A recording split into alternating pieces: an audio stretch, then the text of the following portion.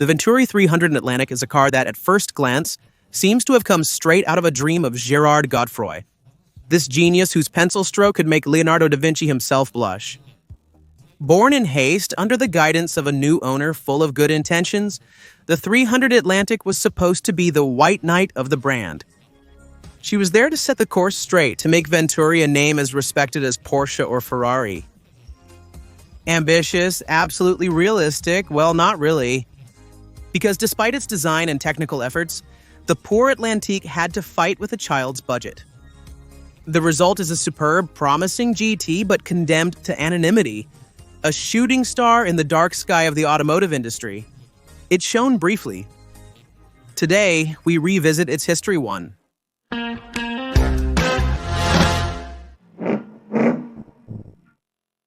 (1993), the year Venturi tripped over its own rug.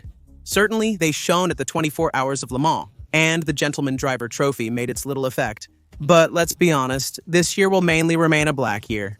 For them, the Formula One adventure cost them an arm, maybe even two. Their factory is ridiculously large for their production.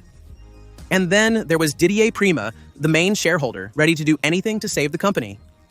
But even he ended up being scolded by his family, who did not look kindly upon his little automotive whim. That's where Jan Dalziel comes in, a man mandated to play the role of a financial surgeon. He cut to the quick, eliminated costly projects, stopped the hemorrhage, and, let's be honest, did what was necessary to prepare the company for a buyout. This buyout is coming at the end of the year, with Hubert O'Neill at the helm, a former Beneteau man, sea lover, and driver of a Volvo 850 brake. Not exactly the image of the automobile playboy, but he loved beautiful cars, so he was given a chance. With Louis Bopp, a Breton industrialist, he founded the Morbihanese Participation Company and took over Venturi at 100%. But O'Neill was not the type to stand still, he rationalized, cut into the range, and imagined a simpler sequel. Two models on one side, the 400 GT, road version of the 400 trophy, on the other, a brand new model, to decisively move past the 210, 260, and other successful 200 series models. The lines of the old ones were starting to date. 10 years is an eternity in this field. So he calls on Gerard Godefroy, the brand's founder, and the latter creates a work of art in record time. The result is a car that breathes 100% Venturi, pure juice, with just the right amount of roundness to make it sensual, almost carnal. In a word, it was perfect. Perfect given the means available, that is to say, nothing or almost nothing. Gerard Godefroy could probably write a book titled How to Draw a Dream Car with No Budget. On the technical side, the A300 Atlantique doesn't do things by halves. It is based on a chassis borrowed from the 400 Trophy GT, lengthened by 25 centimeters and widened by 14. The result is the car seems more poised, more muscular, and the design more refined than ever, only confirming this impression.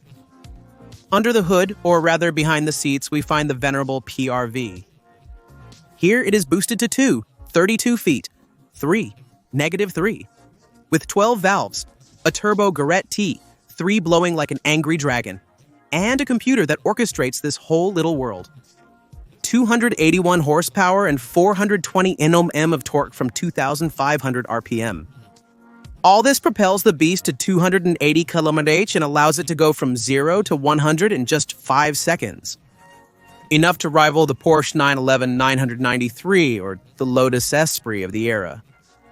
Inside, it's an English manor atmosphere on wheels, leather here, wood there, and a few switches borrowed from the mass production, to remind that Venturi still had to deal with a tight budget.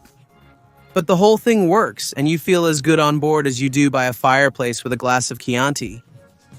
Presented at the World Automobile Show in 1994 in record time, the A300 Atlantique seemed to be the start of a new era for Venturi. And for the first time since 1987, the company ends the year with small profits. The teams had given their sweat and probably a few tears to get the brand back on track. Alas, as often with Venturi, the good news was short-lived. 1994 was a good year, but not enough. The shareholders needed the banks to launch the industrialization and distribution of the 300 Atlantique, but the cautious financiers refused to follow. Despite the exploits at Le Mans, The quick presentation of the 300 and the cleaning up of the accounts, Hubert O'Neill had to face the facts. There was no more fuel in the tank. He filed for bankruptcy even before production really began. The few cars already assembled were practically prototypes. In fact, upon closer inspection, the entire series was as well. The actual marketing didn't start until 1996. But by that time, the Alpine A610, its natural rival, had already retired. Once again, Venturi had incredible potential but was sorely lacking in support.